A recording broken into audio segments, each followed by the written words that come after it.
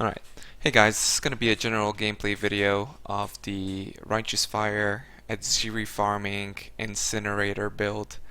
Uh, there's a couple things that I feel I need to explain about the build, and it's just like I said, going to be general gameplay, nothing really special. If you're looking for more in-depth information, you should check out the Adziri guide that I also have posted on the topic. So let's go into this map that we conveniently have in our equipment and see how exactly this works.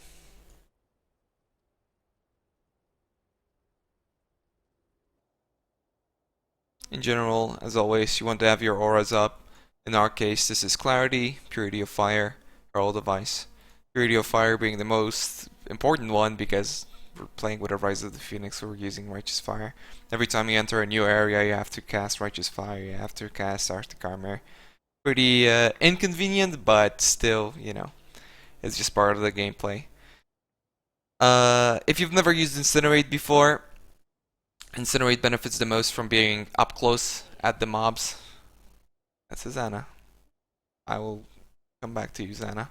Wow.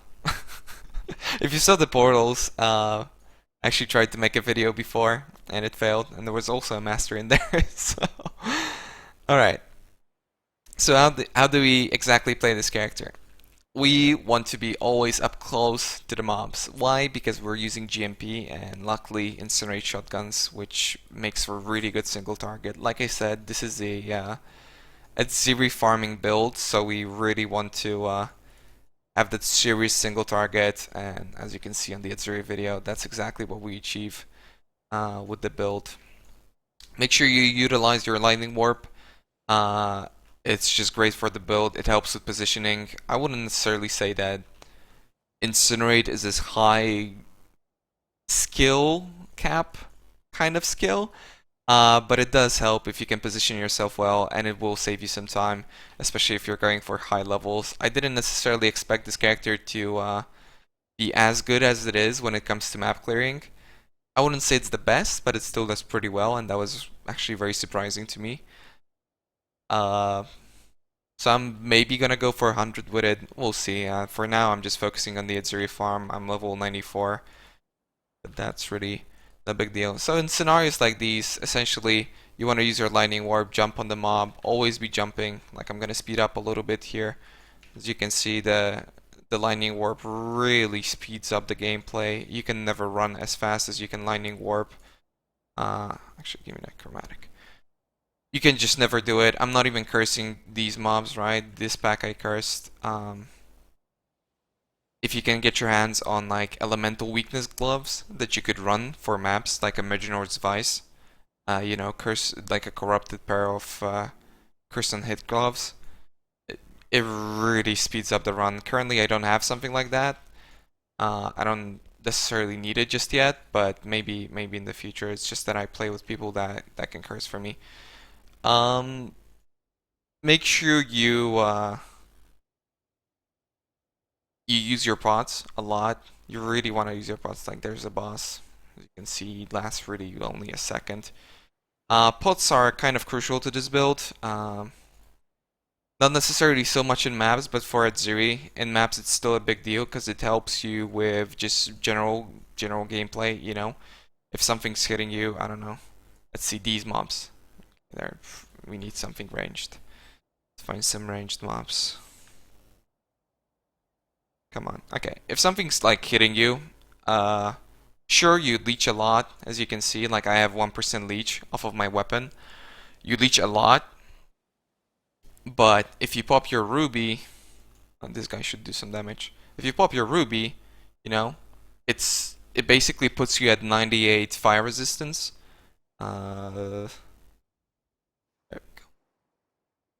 Oh, I have 102 for some reason. Oh no, never mind. I'm sorry. It's because I have the flask notes. So it puts you at 100 with the flask notes.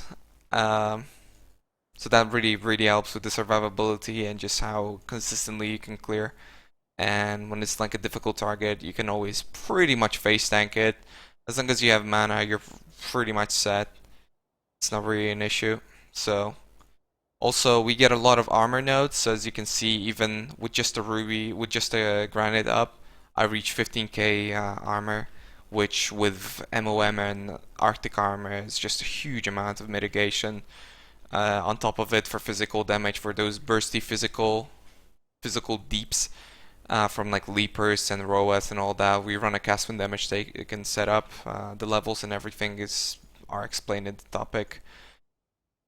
But yeah, this is a budget build, right? And some people say, oh, you're using a 6-link, this and that, you're using a Dorianis, right? So yeah, we're just gonna not use a weapon, and we're gonna use a 4-link, right? This is a 75 map.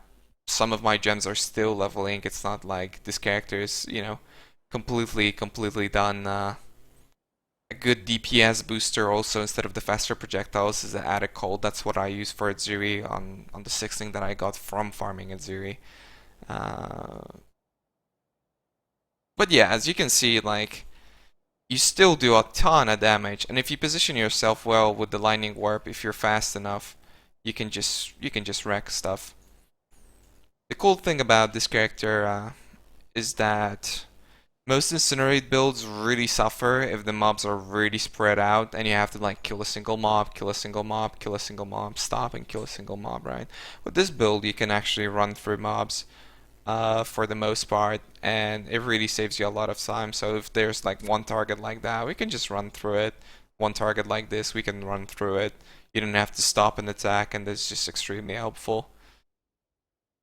So the 6-link is really like a quality of life change and stuff that helps you only in group play, honestly. For solo play, it's a little bit more convenient, but not such a big deal. Like right now I can't even curse, and as you can see, you're still dealing a ton of damage. I killed that Zuri with a life sprig weapon. I'm probably gonna post a video of that. I mean, if you're okay, it should be there. If you're watching this guide, it should already be there. Yeah, just a ton of damage. I'm gonna finish this up with these gems. Oh, actually, we're done. 0 mobs, pretty quick run.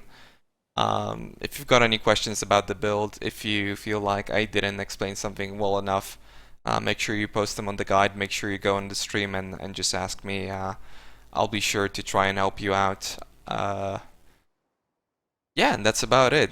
All the other information you should be able to research and see from the topic. So thanks a lot for tuning in. Thank you for watching the video, and hope to see you around. Bye bye.